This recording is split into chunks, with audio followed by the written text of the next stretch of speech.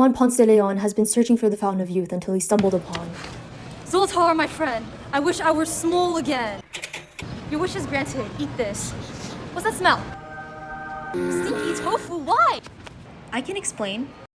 Calcium and vitamin D are necessary to keep our bones healthy and strong, but they cannot do so without one more piece of the puzzle, vitamin K2. After calcium is absorbed, it can either be deposited in our bones or our blood vessels. Vascular calcification occurs when calcium builds up in our arteries, making them stiff and obstructing blood flow.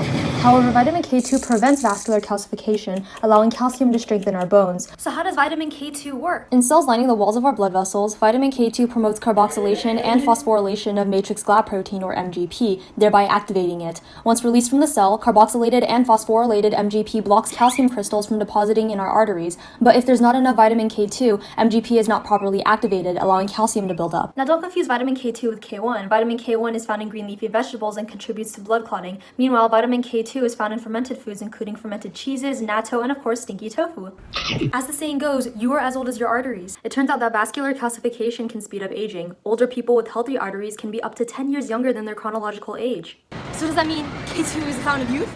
Well, not exactly, but it does reduce your risk of heart disease. Remember to eat fermented foods though. Since most foods are refrigerated, they are not fermented. Hence, most of the population is K2 deficient. So I guess stinky tofu isn't so stinky after all.